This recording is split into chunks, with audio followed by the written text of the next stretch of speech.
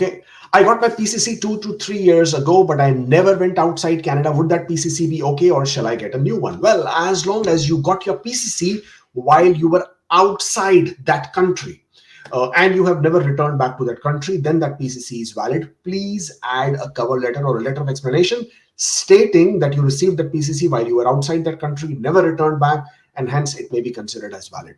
And also add that please provide what is that? Yeah, please let me know if you need a new PCC and I'll be happy to provide you. You are not live on YouTube, says a comment on YouTube. If I'm not live on YouTube, where am I live right now? Okay, I'm quite baffled with this comment, but if I'm seeing so many comments, they are obviously coming on Twitter, they're coming on YouTube, they're coming on Instagram, they're coming on LinkedIn. Okay, so I'm not sure what we are referring to here. Okay, my CRS score is 488. If I score 0 in all sections of French test, my score remains the same. Can I still be eligible for a French draw? No, of course not. You're not eligible for a French draw. The reason you're not eligible for French draw, just because you attempted a French exam and scored a 0 doesn't mean you will be eligible in French draw. In order to be eligible for a Francophone category draw, you need to score NCLC 11 or CLB level 7 in all 4 factors of the French proficiency language test. Only then you can be considered in the Francophone category. I have received a 2-year closed work permit based on my PNP. If my PR application is rejected, will that also end the closed work permit? Same question for Bridge Open Work Permit. No. Once you have received a valid work permit, on the basis of your PR application or nomination, it doesn't matter if your PR application is refused. So even if you get a Bridge Open Work Permit, even if your PR application is refused, your Bridge Open Work Permit, once approved, will remain valid until its expiry date. Same thing for your closed work permit. It will remain valid until its expiry date. Please do not worry. When should I apply? Oh, we just did this, right? Can someone help me? I'm on a postgraduate work permit. My wife is on a study permit. Can I apply for spouse open work permit on my wife's study permit because my postgraduate work permit is expiring? Will the new rule apply on me? Both of us are in Canada. Yes, it will apply on you. In order for you to apply for an open work permit on the basis of your wife being a student in Canada, your wife should be completing or studying a master's program or a specialized bachelor's degree program. Only in these 2 conditions can you apply for a spouse open work permit in your situation here. That's the law, that's the rule. So yes, it absolutely applies to you as well. The only difference is that if you were on a work permit already, which was earlier given to you based on your spouse's study permit. So you mean, what that means is that your spouse had a study permit, you had an open work permit on the basis of your spouse's study permit. Now it has expired, your spouse has extended a study permit. Now you can apply for an extension, regardless of what kind of program that it is. But if you are changing from a different work permit to spouse open work permit on the basis that your wife is studying, then no, you cannot apply for work permit unless your wife is studying a master's degree or a bachelor's degree under a specialized program. I'm on a visitor visa in Canada waiting on PR to be picked. Recently, I got opportunity to work for a US company remotely and paid in my home country bank and taxation. Can I work? Yes, you can. If you are on a visit visa in Canada, as long as you are working for an employer outside Canada, being paid outside Canada, working remotely, not being part of the labor market in Canada, not working for any Canadian employer, you're fine. You can work. There is no problem with that. What can be done if I still haven't received my physical document of postgraduate work permit? Got the approval in April, still waiting, call the IRCC. Should I go to the border to get physical document? Border will not issue you another physical document because it has already been issued. It probably is lost in the mail. What you can do is you can apply for a document, a new document called Verification of Status, VOS document. It will cost you $50. You can make an application and then get a new postgraduate work permit, but you will not get it at the border. I created Express Entry profile in Jan 2024, CRS 472, 3 years of experience. As pharmacist, now realize my job duties match the assistant pharmacist. Isn't that strange? How do you suddenly realize it after 3 years that your job duty?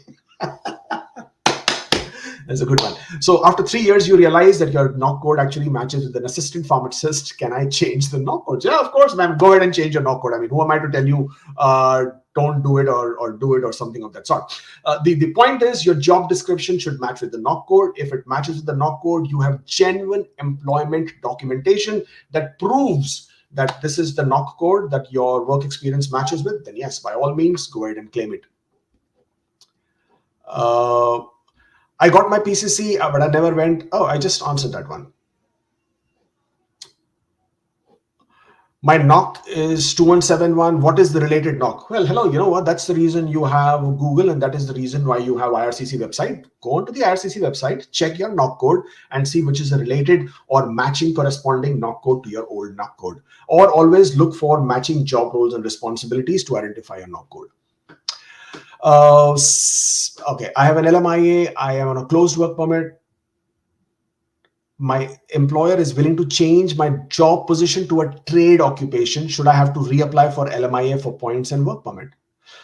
I don't understand your question, but the point is that if you already are working for the employer, and if your employer is willing to change your job, then yes, the employer has to make a new application for an LMIA because it's a different job, it's a different NOC code, different pay structure.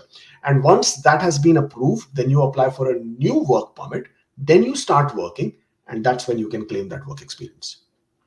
Okay, let's take last 2 or 3 questions before I run away. I had genuine foreign work experience, but the organization was closed when, okay, I think we already took this one before. I got an ITA. Do I need to maintain the full amount of funds during the processing of my application? Yes, you should. This is the amount of money you're supposed to have so that you can settle yourself or you can come in Canada and be comfortable with your first 6 months of expenses. Therefore, you should maintain those funds until you arrive in Canada.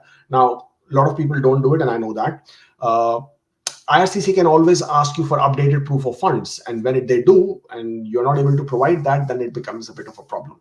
So suggestion is to always maintain that proof of funds. If we book a one-on-one consultation on your website, will we get consultation exclusively with you or will it be anyone from your team? Well, we have a few RCICs, licensed immigration consultants, but whoever you book a consultation with, that is the person you will be speaking with. Otherwise, there's no point of booking a consultation with me, but speaking to somebody else, right? So yeah, if you book it with me, then you and I will be talking and discussing your application. Okay. I recently received an invitation in CEC draw. Should my 1560 hours of full-time be before receiving or IT, or can I claim hours after submitting the PR application? Good question. This is a very, very common question.